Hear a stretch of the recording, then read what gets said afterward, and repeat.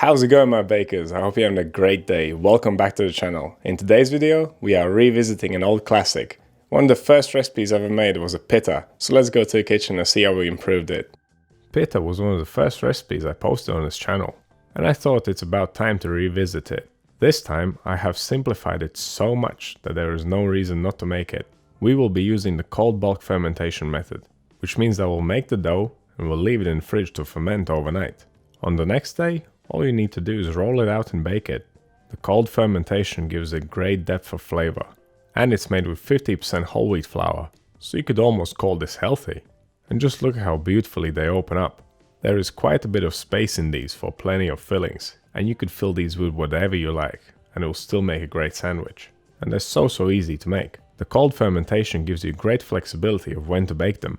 So here's what we need: some whole wheat flour, white bread flour, water, yeast, salt, and that's it for the ingredients. It is the method that makes this bread.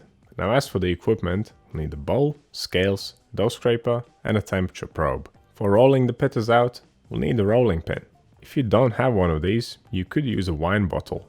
These pitas can be cooked in two ways. You can either cook them in a pan, but I prefer baking them in the oven. Use a thick tray, or pizza steel, or pizza stone. As ever, I'm using cold water for the dough. As we need this, it will warm up. If it gets too warm, it will over-ferment in the fridge. If you want to learn more about temperature control and its importance, check out my video on the principles of baking playlist. So in a large bowl, add the water, the yeast and the salt. Then give it all a good mix. You want to dissolve the salt and hydrate the yeast. Once you have mixed everything up, add the whole wheat flour and the white flour. You could try and make these 100% whole wheat, but you will need more water for that. I've actually never made 100% whole wheat flour pitas, and I'm not quite sure if they would puff up as well, but I do think 50-50 is a very good ratio. So if you want to experiment, try this first and then move from there. Right, once you have mixed your dough, tip it out on the table and knead it using the regular kneading method. What I like to do is press down and forwards with the heel of my right hand, then using the fingers of my left hand I fold the piece of dough under the heel of my right hand, then turn it and repeat. Because of the relatively high amount of whole wheat flour, this will be a little bit sticky. It will stick to your hands, it will stick to the table. So once in a while, take your scraper, scrape it all together, and then continue kneading. Scrape it up from the table, scrape it off your hands. I think the dough scraper, the temperature probe, and scales are the three most crucial pieces of equipment when it comes to bread making. Without them, the process would be quite difficult, and the results would be inconsistent. This dough does not take a long time to knead. 4 minutes from start to finish will do it. As you knead it, it will become less sticky and more cohesive. When you pull it, you should feel some strength, it should resist. Now here comes the best part about this recipe. Straight after mixing, we can weigh the dough and divide it into equal pieces. Those will be our individual pitas. And I would always suggest using your scales, if you want your breads to be the same size, that is. And don't just go by the numbers on the recipe, you must weigh your dough and then divide it. There will always be some dough that will stay on your table, stay in your hands, stay in a bowl. And after mixing, it will weigh less than it should have. Right, so after dividing, we need to shape these into round balls.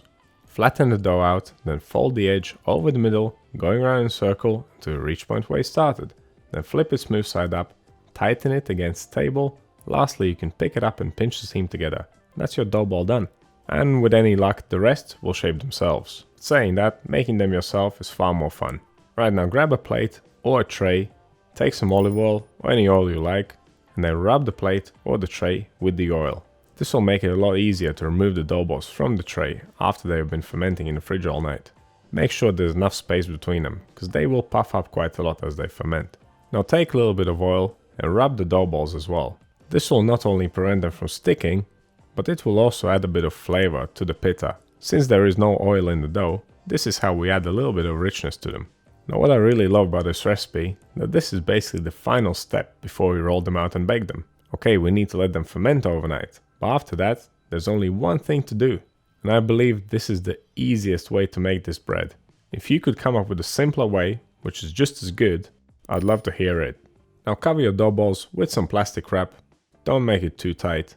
They are ready for the cold bulk fermentation.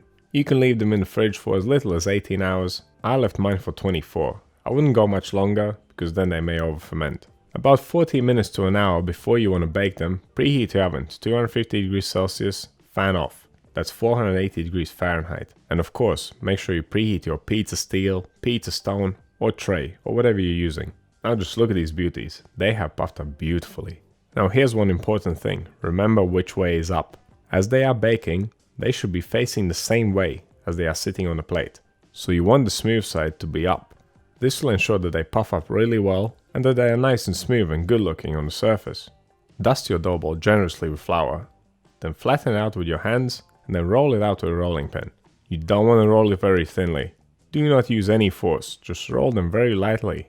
I will show you in a minute what will happen when you roll it too thin. You want it to be about 2 to 3 millimeters thick. Bake them one by one. If you mess up one, you can adjust the next one. Let's pop this thing in the oven and see what happens. I'll bake mine for 4 minutes. Your oven may be a little bit more powerful, so it may just take 3 minutes. But it should not take any longer. Do not wait for them to be nice and brown on the surface, because by that time, they'll be too dry. We're not looking for much color, we just want them to be fully baked. And a short bake will keep them nice and moist. Now let's have a look at what happens when you roll it too thin. As you can see here, it has only puffed up in a few spots. That's why it's always important to make these one by one. Now on the opposite side, if you roll it too thick, you may also not puff up properly. It is not very difficult to get it right, and you will be successful, even if you have never made these before. Now if you like flatbreads, then you should definitely check out the Flatbreads and Crackers playlist on my channel. You'll find a couple of recipes for tortillas there, a couple of recipes for pita, you'll find different naans, roti, there are sourdough discard crackers, and some regular cheesy crackers. I really like flatbreads, and I will definitely expand that playlist in the future. Quite often when I post these kinds of videos, people ask me how to keep their flatbreads fresh for longer.